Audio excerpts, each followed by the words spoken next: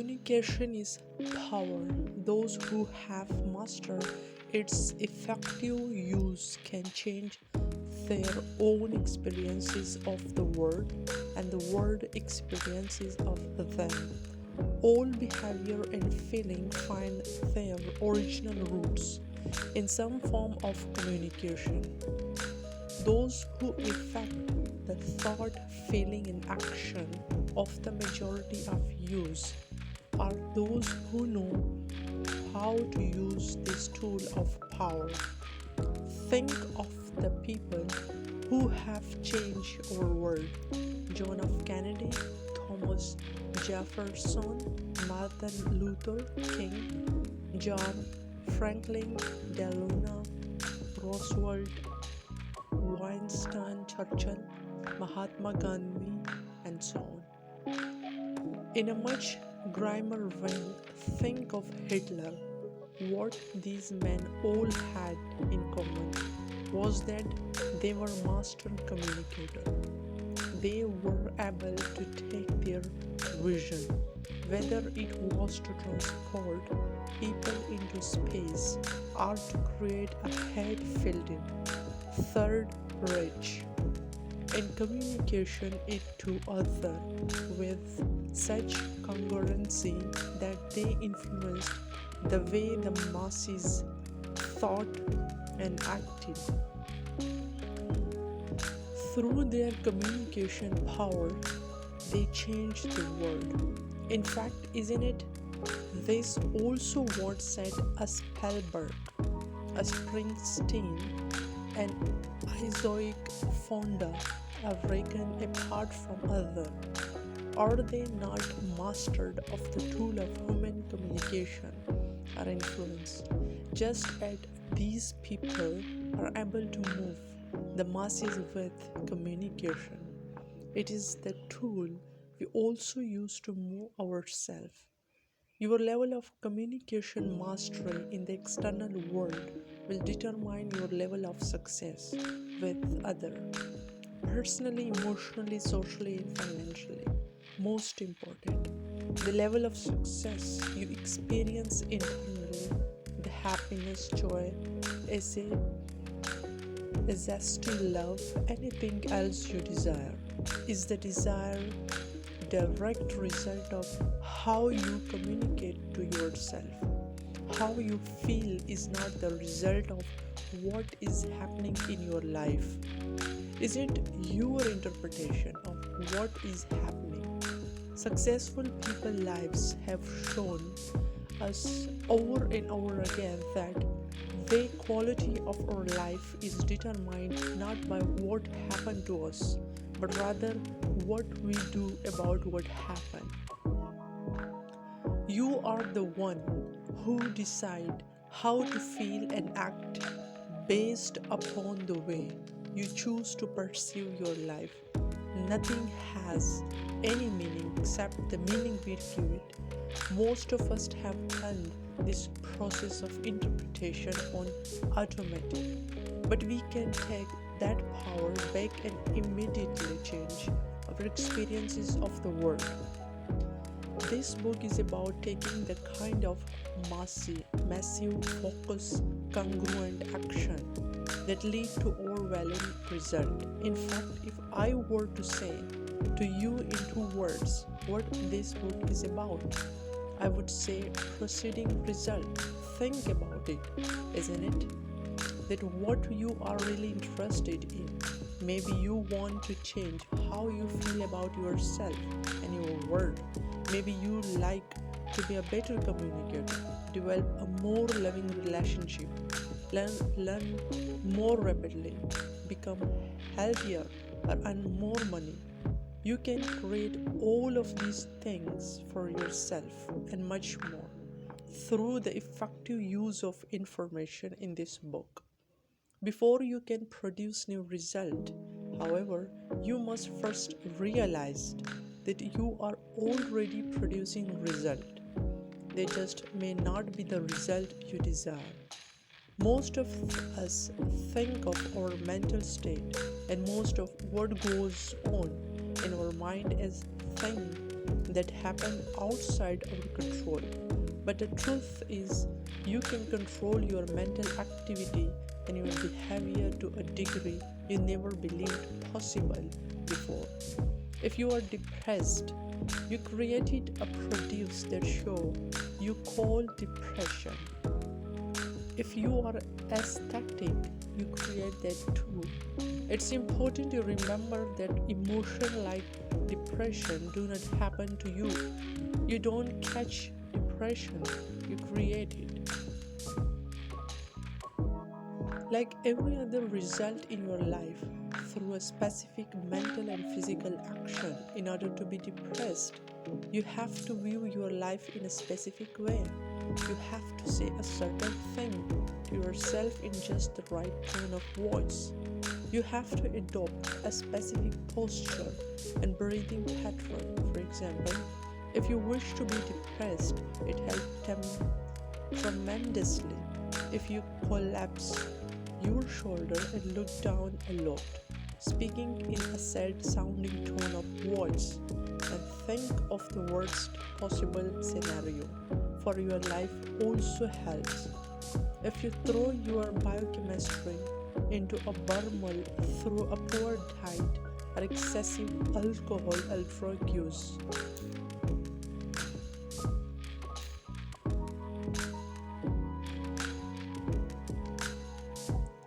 my point here is simple, that it takes effort to create depression. It's hard work and it's required taking specific type of action. Some people have created this state so often through that it's easy for them to produce. In fact, often they have linked this pattern of internal communication to all kind of external events.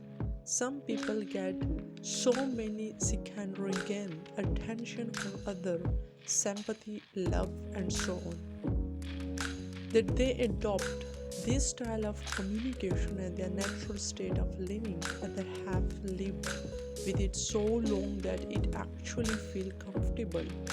They become identified with the state. We can, however, change our mental and physical action and thereby immediately change our action, our emotion and behavior. You can become ecstatic by immediately adopting the point of view that create that emotion. You can picture your mind that kind of thing that create this feeling. You can change the tone and the content of your internal dialogue with yourself. You can adopt the specific posture, breathing pattern that create that state in your body. And voila, you will experience ecstatic. If you wish to be compassionate, you must simply change your physical and mental action to match those the state of compassion requires. The same is true of love and any other emotion. You might think of the process of producing emotion state by managing your internal communication as being similar to a director job.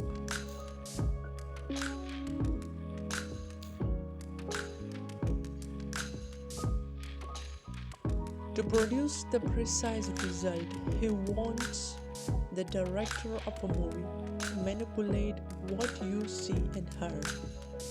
If he wants you to be scared, he might turn up the sound and splash some special effect on the screen at just the right moment.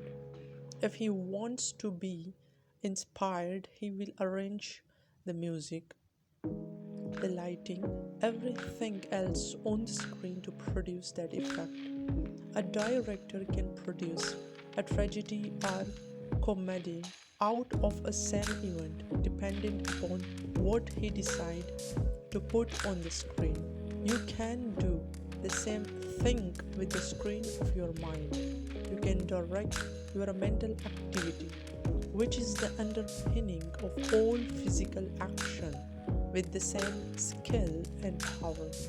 You can turn up the light and sound of positive messages in your brain, and you can dim the picture and sound of the negative one. You can run your brain as skillfully as Spielberg and Scorsese run his set. Some of what follow will seem hard to believe. You probably don't believe there is a way to look at a person and know his exact thought, or to instantly summon up your most powerful resources at will. But if you had suggested 100 years ago men would go to the moon, you would have to be considered a madman, a lunatic. Where do you think the world came from? If you had said it was possible to travel from New York to Los Angeles in 5 hours, you would have seemed like a crazy dreamer. But it only took the mastery of specific technology, a law of aerodynamics, to make those things possible. In fact, today one aerospace company is working on a vehicle that they say in 10 years will take people from New York, California in 12 minutes. Similarly, in this book you will learn the law of optimum performance technology that will give you access to resources you never realized you had. Quote, "For every disciple effort, there is a multiple reward," by Jim Robbins. People who have attained excellence follow constant path to success. I call it ultimate love success formula. The first step to this formula is to know your outcome. That is to define precisely what you want. The second is to take action. Otherwise, your desire will always be dream. You must take the type of action you believe will create the greatest probability of producing the result you desire. The action we take do not always produce the result we desire. So, the third step is to develop the sensory acuity to recognize the kind of responses and result and you are getting from your action, and to note as quickly as possible if they are taking you closer to your goal or further away. You must know what you are getting from your action, whether it be in a conversation or from your daily habit in life. If what you are getting is not what you want, you need to note what result your action have produced so that you learn from every human experience, and then you take the first step, which is to develop the flexibility to change your behavior until you get what you want. If you look at successful people, you will find that follow this step. They started with a target because you can't hit one if you don't have one. They took action because just knowing isn't enough. They had the ability to read others, to know what response they were getting, and they kept adopting, kept adjusting, kept changing their behavior until they found what worked. Consider Steve Spielberg. At the age of 36, he's become the most successful filmmaker in history. He's already responsible for 4 of 10 top grossing films of all time, including E.T. the Extraterrestrial, the highest grossing film ever. How did he reach that point at such a young age? Is it a remarkable story? From the age of 12 and 13, Spielberg knew he wanted to be a movie director. His life changed when he took a tour of university studio. One afternoon, when he was 17 years old, The tour didn't quite make it to the sound stage, where all action was. So Spielberg, knowing his outcome, took action. He sent off by himself to watch the filming of a real movie. He ended up meeting the head of Universal editor department, who talked with him for an hour and expressed an interest in Spielberg film. For most people, that's where the story would have ended. But Spielberg wasn't like most people. He had personal power. He knew what he wanted. He learned from his first visit, so he changed his approach. The next day, he put on a suit, brought along his father's briefcase, loaded with only sandwich and 2 candy bars, and returned to the lot as if he belongs there. He strode purposefully past the gate guard that day. He found an abandoned trial and, using some plastic letter, put Steve Spielberg, director, on the door. Then he went on to spend his summer meeting directing writer and editor, lingering at the edge of words he craved, learning from every conversation, observing, developing more and more sanely acuity about what worked in movie making. Finally, at age 20, after becoming a regular on the lot, Steve showed Universal a modest film he had put together, and he was offered a 7-year contract to direct a TV series. It would have made his dream come true.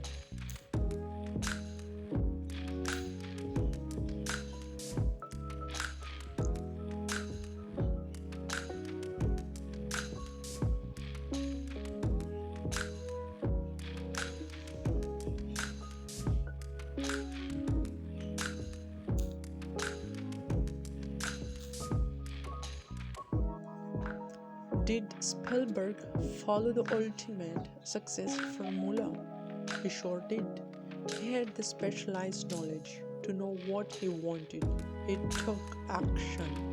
He had the sensory acuity to know what result he was getting, whether his action was moving him closer to or further from his goal.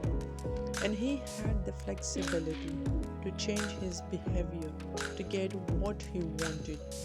Virtually every successful person I know of does the same thing. Those who succeed are committed to changing and being flexible until they go create the life that they desire. Consider Dan Barbara Blake of Columbia University School of Law, who envisioned herself to be Dan one day. As a young woman, he broke into a predominantly male field and successfully obtained her law degree from Columbia. She then decided to put her career goal on hold while she created another goal, developing a family. 9 years later, she decided that she was ready again to go after her first career goal. So she enrolled in a graduate program at Yale and developed the teaching, researching, and writing skill that led her to the job that she had always wanted. She had expanded her belief system. She had changed her approach and had combined both role and is now the dean of one of the most prestigious law school in America. She broke the mold and proved that success could be created on all levels simultaneously. Did she follow the ultimate success formula? Of course she did. Knowing what she wanted, she tried something, and if it didn't work. She kept changing until now she learned how to be balanced her life. In addition to having an important law success, she is a mother and a family woman as well. Or another example, ever had a piece of Kentucky fried chicken?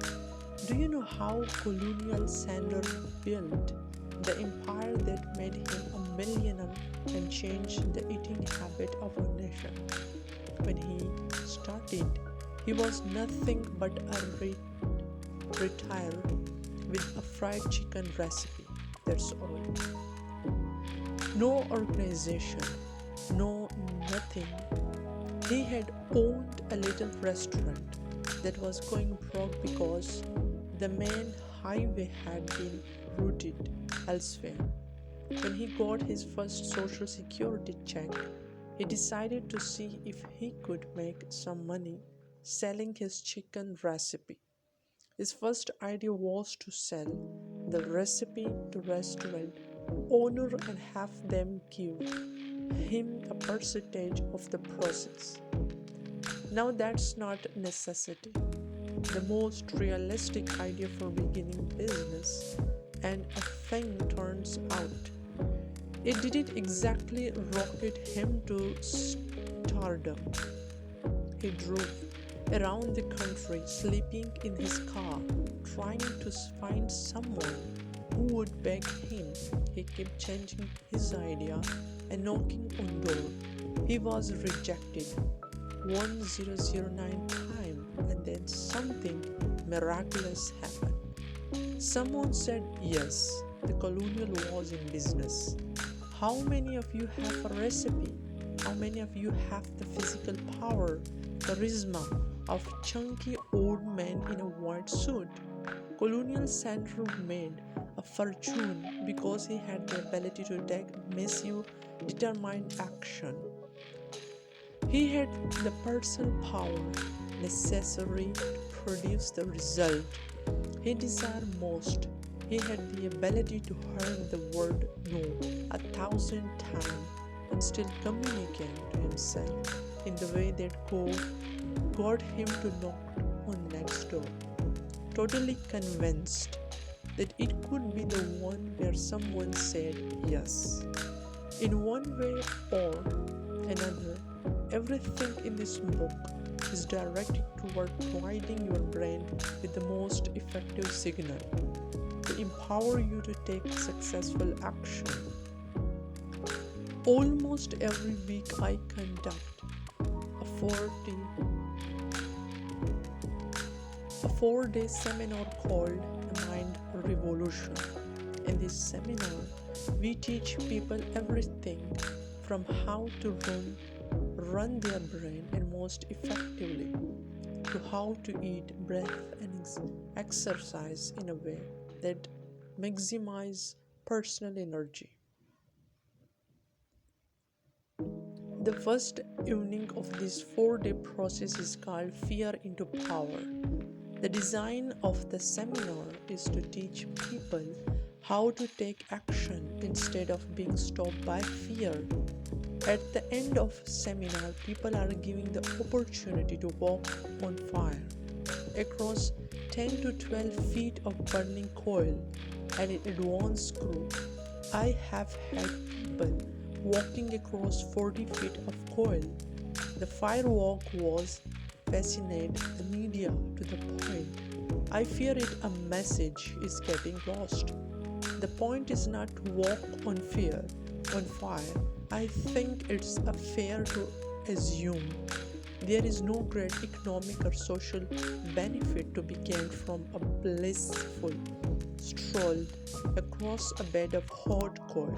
Instead, the firewalk is an experience in personal power and a metaphor for a possibility and opportunity for people to produce result they previously had thought impossible.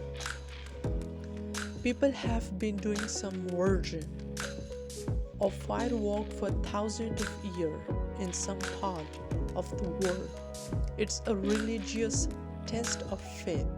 When I conduct a fire walk, it's not part of any religious experiences in the conventional sense, but it is an experience in belief.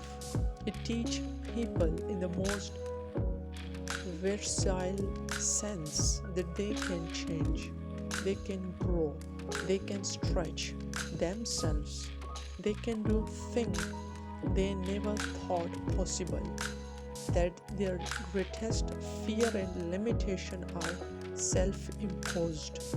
The only difference between whether you can walk on fire or not in your ability to communicate to yourself in a way that causes you to take action in spite of all your past fear programming about what should happen to you.